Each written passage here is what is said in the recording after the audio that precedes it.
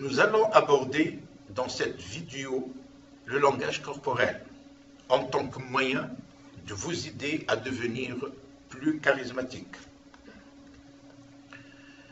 Nous avons débattu dans la vidéo V3 sur 7 des moyens susceptibles de vous aider d'acquérir plus de confiance en vous. Et nous avons vu trois clés. Et nous avons vu trois choses clés, à savoir comment être positif, comment parler avec confiance et comment paraître confiant. Dans cette vidéo, la V4 sur 7, nous poursuivons la découverte des principales composantes de votre charisme. Par la présentation de la troisième d'entre elles, relative à l'acquisition et le développement du charisme, à savoir le développement du charisme par le langage corporel. L'importance du langage corporel. Le langage corporel, c'est-à-dire votre façon d'utiliser votre corps pour communiquer avec les autres, est l'une des composantes majeures de votre charisme. En effet, il constitue un indice sur ce que vous pensez de vous-même. Alors là, ici, vous voyez que combien le langage corporel est très important. Si vous avez des doutes quant à votre personnalité, votre langage corporel ne peut que vous trahir. Aussi, le langage corporel vous aide à être plus adorable. Comment? Par une joyeuse expression sur votre visage, par un heureux sourire ou même par un geste gracieux. Vous évite d'apparaître comme timide.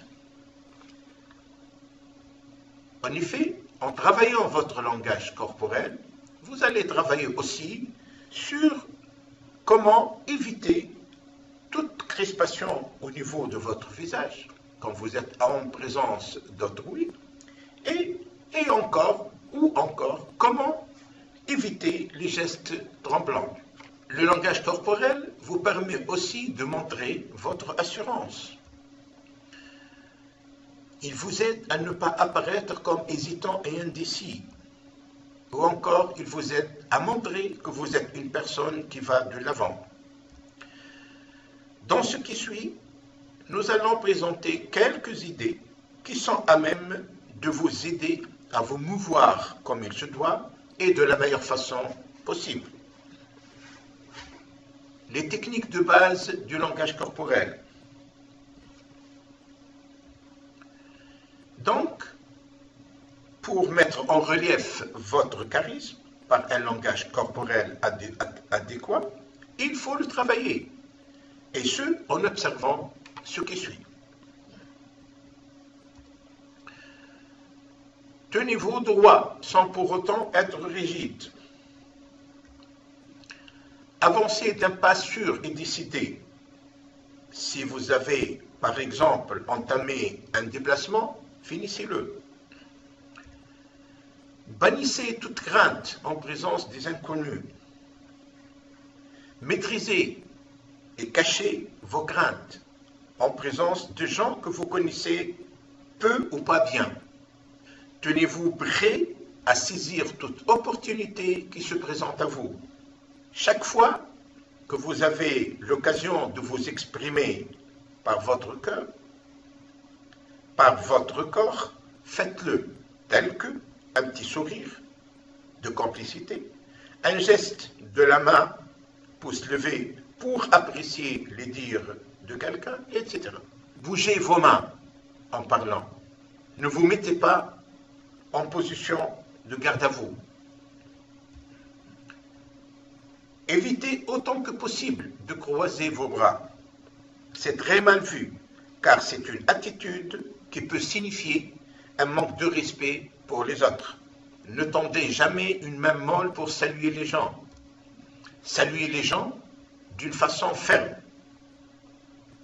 au risque de faire douter les autres de votre virilité. Regardez celui ou celle que vous saluez bien dans les yeux, sans pour autant les fixer. Et sachez que le fait de détourner vos yeux de votre interlocuteur, cela veut dire de deux choses l'une. Soit vous êtes timide et vous êtes incapable de soutenir le regard de votre interlocuteur, ou soit vous lui manquez de respect. Employez-vous toujours à faire sentir aux gens votre côté positif.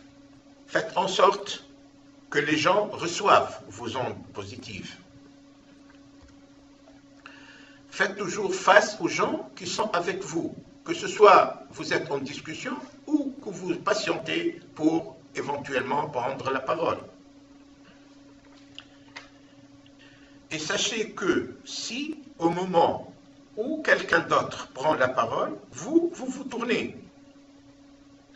C'est comme si vous lui dites ce que vous dites ou ce que vous allez dire ne m'intéresse pas. Asseyez-vous si c'est nécessaire sans croiser ni les jambes ni les bras. Gardez constamment vos mains loin de votre visage.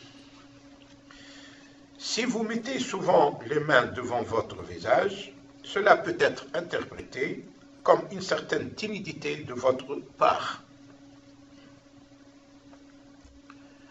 Décontractez-vous et ne vous agitez pas. Évitez d'être crispé et perturbé. Veillez à ne montrer aucun signe de nervosité. Même si vous êtes énervé par n'importe quoi, intériorisez votre nervosité. Observez discrètement vos interlocuteurs et adaptez-vous à eux afin de vous rapprocher de leur façon d'être, ce qui leur donne l'impression que vous êtes très proche d'eux et ils s'ouvrent davantage à vous. N'effrayez jamais les personnes réservées par des gestes lâches, mais plutôt agrandir vos gestes en présence des personnes relativement agiles. Et sachez que, en présence d'une personne réservée, les gestes larges peuvent la bloquer ou encore la conduire à se fermer sur elle-même. Et il vous sera presque impossible de communiquer avec elle. Alors, qu'en présence d'une personne agile et excitée, ils vont les calmer et leur faire comprendre qu'il y a plus actif et plus agile qu'eux. Ne laissez jamais votre regard divaguer. Sinon, vous donnez l'impression d'être désintéressé par ce qui vous entoure. Évitez de regarder votre montre ou de vérifier votre portable constamment. Alors là, c'est la manie de plusieurs personnes.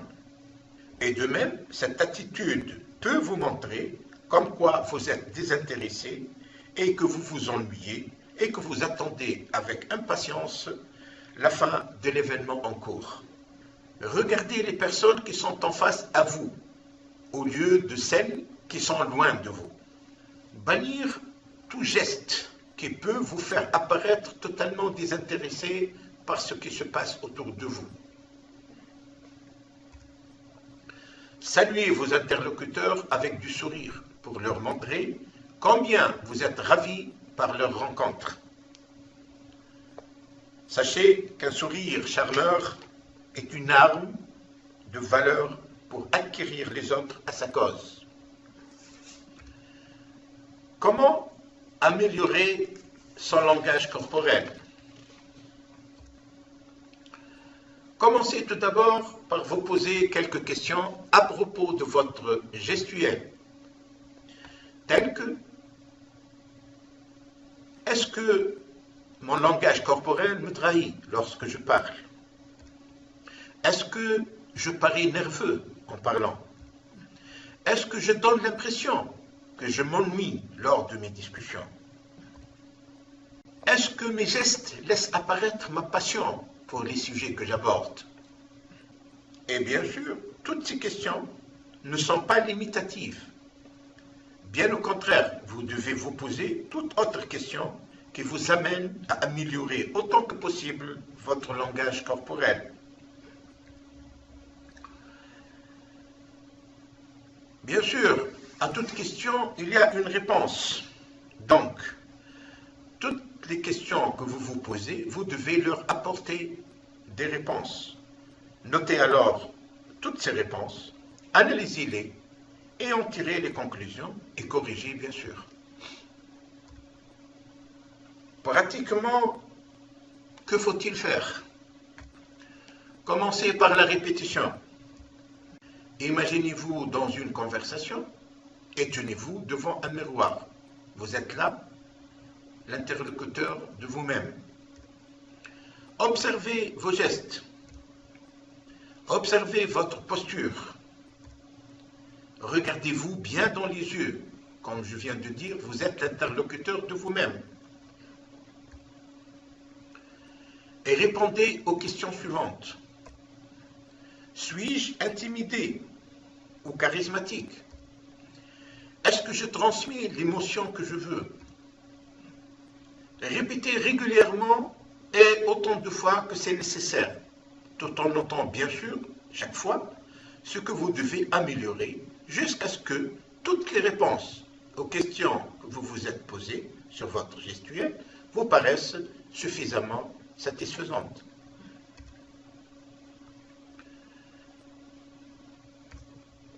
L'observation. Profitez de toutes vos rencontres avec d'autres personnes pour observer leur façon de bouger, observer leur gestuelle et relever les points positifs et négatifs dans leur gestuelle. Analysez leur gestuelle pour vérifier si réellement elles sont ou non en accord avec le message qu'elles essayent de transmettre. Observez leur attitude afin de voir si elles sont certaines ou incertaines. L'imitation.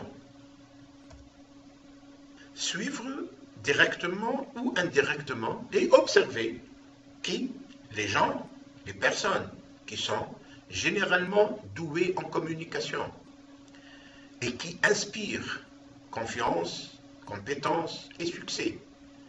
Comme par exemple les acteurs, les experts de tous bords, les hommes politiques, les présentateurs de télé, les formateurs, et imitez-les ou du moins inspirez-vous de leur comportement pour développer le vôtre. D'une façon générale, il y a lieu d'observer attentivement tout ce qui se présente à vous, les bons comme les mauvais exemples. Et bien sûr, apprenez de tout cela. Et surtout, appliquez ce qui est bon. Et bien sûr, il va de soi, il faut bannir ce qui est mauvais. Ce que nous venons de voir dans cette vidéo, la V4 sur 7, est de nature à vous permettre d'améliorer votre langage corporel, qui est bien sûr, comme on l'avait vu, l'une des composantes majeures et de base de votre charisme et de votre statut de personne charismatique. Dans la prochaine vidéo, la V5 sur 7, nous parlerons de la quatrième composante de votre charisme, à savoir comment laisser vos interlocuteurs croire qu'ils sont spéciaux et uniques pour vous.